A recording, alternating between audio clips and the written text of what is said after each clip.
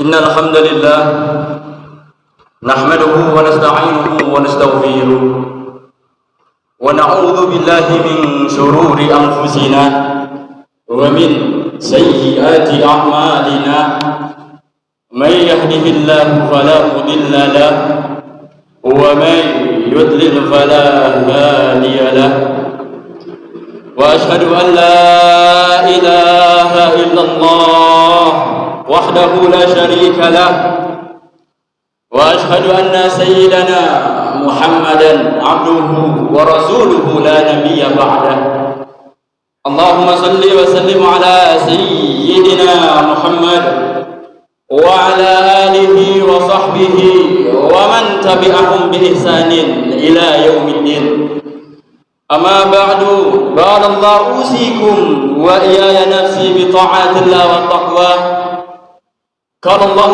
تعالى في العلا أعوذ بالله من الشيطان الرجيم بسم الله الرحمن الرحيم يا أيها الذين آمنوا اتقوا الله حق تقاته ولا تموتن إلا وأنتم مسلمون وقال الله عز وجل وهو قادر على جميع الأعمال يا أيها الذين آمنوا اتقوا الله وقولوا قولا سديدا يصلح لكم أعمالكم ويغفر لكم ذنوبكم ومن يطيع الله ورسوله فقد فاز فوزا عظيما صدق الله العظيم.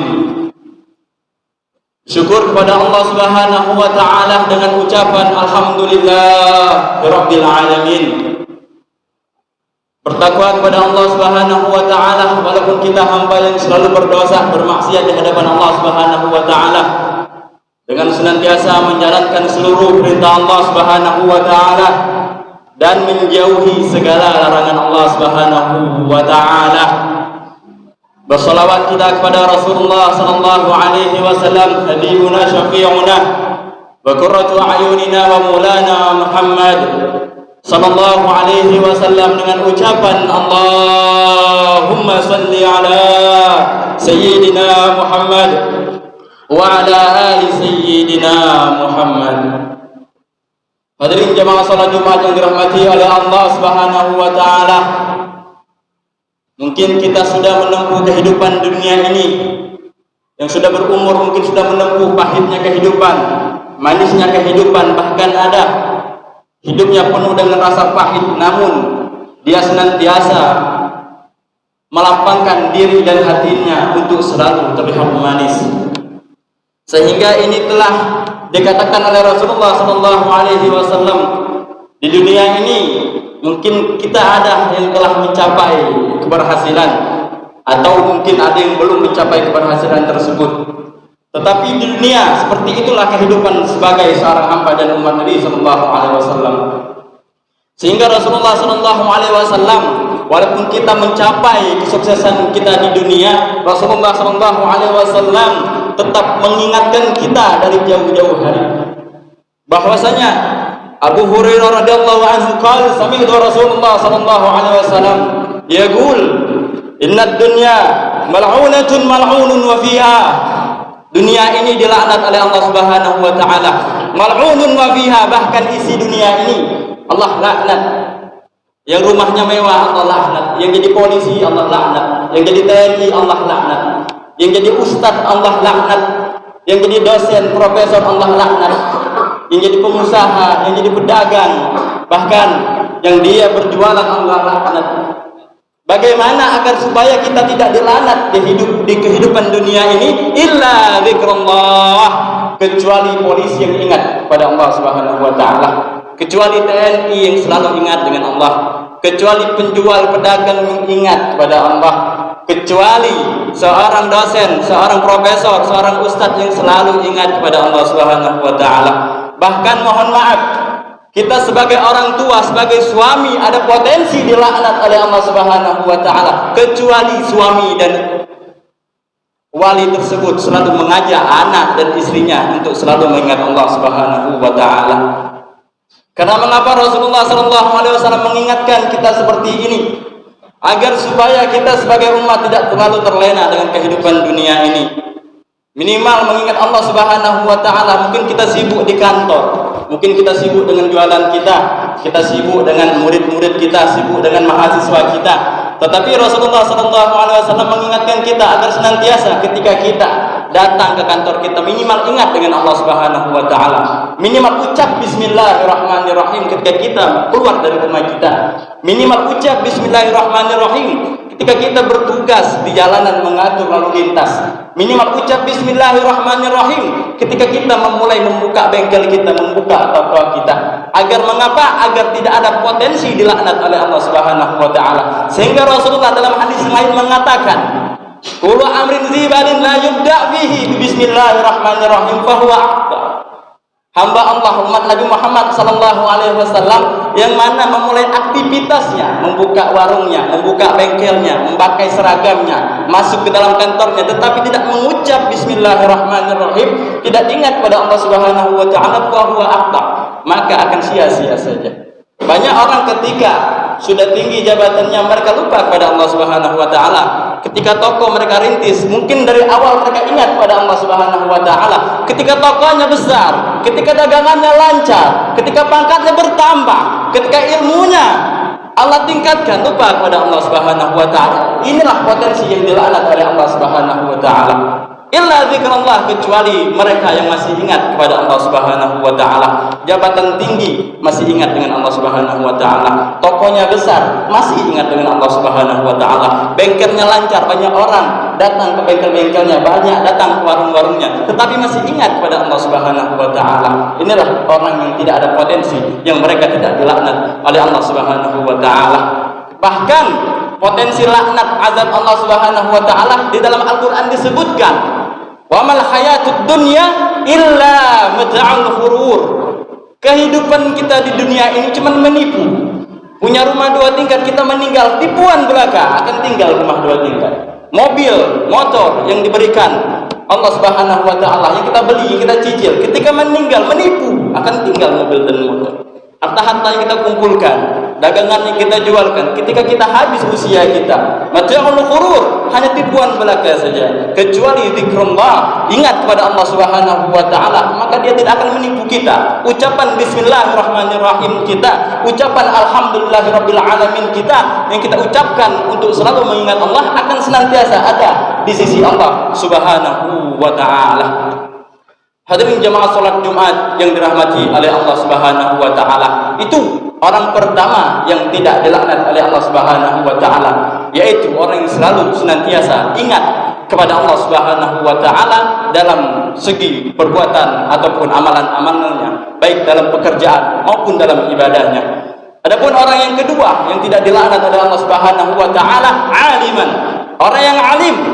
Orang yang alim bukan berarti mereka harus jadi kiai, tidak harus jadi ulama, tidak harus jadi ustadz, tidak harus jadi orang yang selalu ngisi pengajian.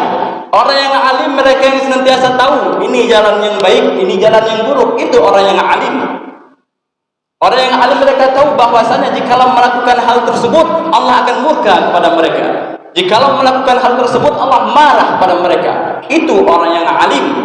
Banyak orang ketika anaknya sudah dewasa, mereka biarkan anak gadisnya lepas hijab, istri-istrinya mereka biarkan untuk berpakaian ketat, bahkan terbuka aurat-auratnya. Ini contoh bahwasanya tidak alim.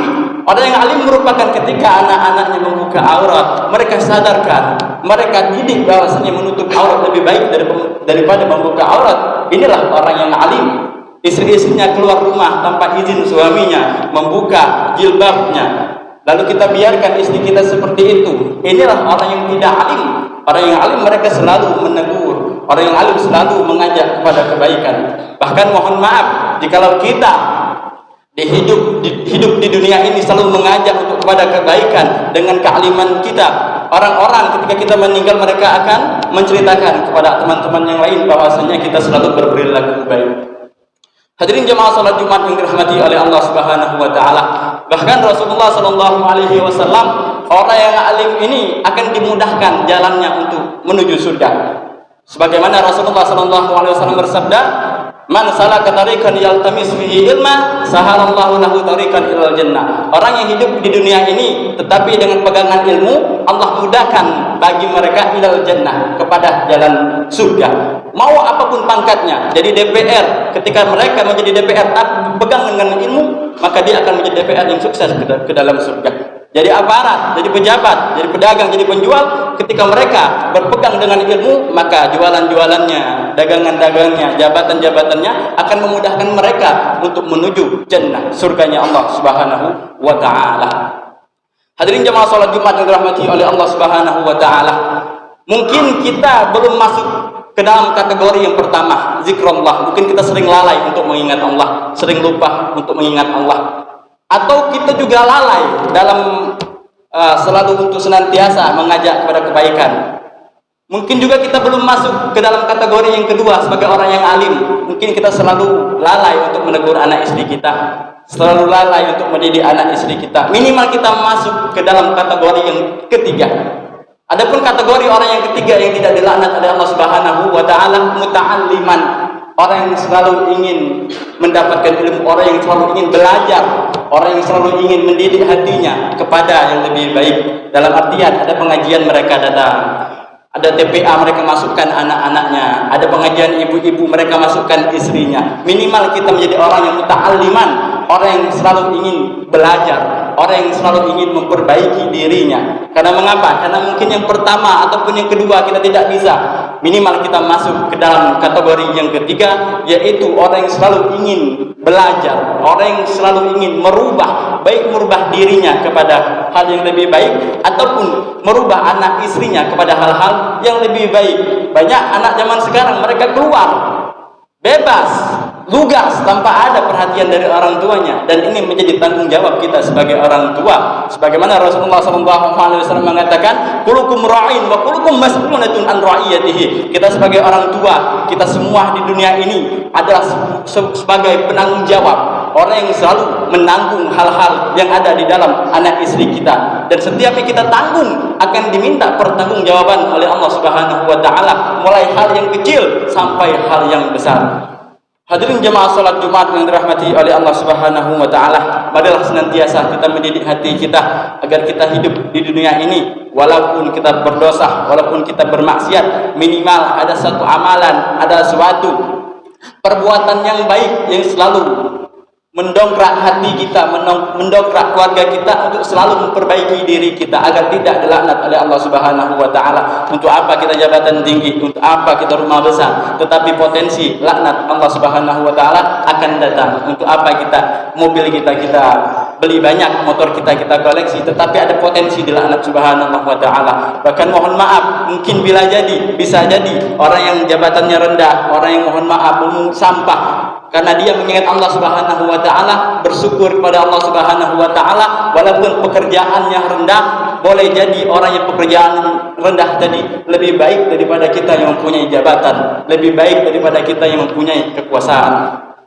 Hadirin jemaah salat Jumat yang dirahmati oleh Allah Subhanahu wa taala, senantiasalah diri kita untuk selalu menghamba kepada Allah Subhanahu wa taala, selalu mengingat Nabi kita Rasulullah sallallahu alaihi wasallam. Semoga kelak kita menjadi hamba Allah, hamba yang sebenar-benarnya hamba, dan umat yang sebenar-benarnya umat. Ketika bertemu Allah, Allah anggap kita sebagai hambanya, dan ketika bertemu Rasulullah, Rasulullah anggap kita sebagai umatnya. Amin ya rabbal alamin. Barakallahu li wa lakum fil Qur'anil karimul azim, wa nafa'ana bihi minal ayati wa dzikril hakim, wa taqabbalallahu minna wa minkum tilawatah, innahu huwas samiul alim.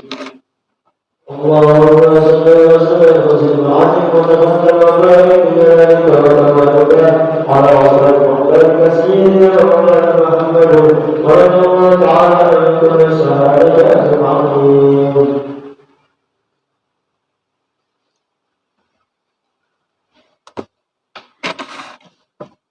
Alhamdulillahi rabbil alamin wal aqibatu lil muttaqin wa la udwana illa 'alal zalimin.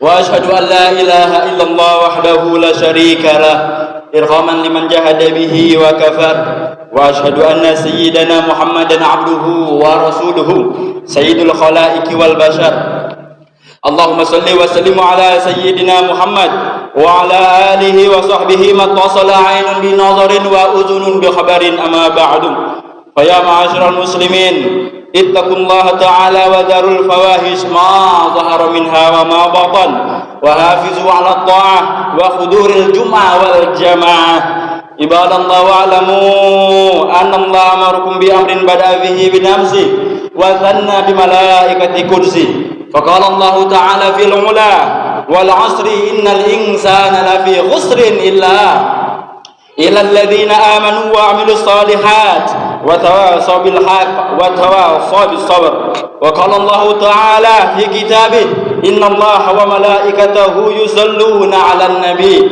يا أيها الذين آمنوا صلوا عليه وسلموا تسليما اللهم صل وسلم على سيدنا محمد وعلى آله وصحبه أجمعين اللهم اغفر للمسلمين والمسلمات والمؤمنين والمؤمنات الأحياء منهم والأموات اللهم يا الله أعز الإسلام والمسلمين اللهم أعز الإسلام والمسلمين اللهم يا الله أعز الإسلام والمسلمين وأعلي كلمتك إلى يوم الدين اللهم ارفع وادفع عنا البلاء والغلاء والربا والزنا والمهن وسوء الفتن ما ظهر منها وما بطن وحافظوا على الطاعة وحضور الجمعة وعلى جميع المسلمين والمسلمات والمؤمنين والمؤمنات الأحياء منهم والأموات ربنا يا الله تقبل منا صلاتنا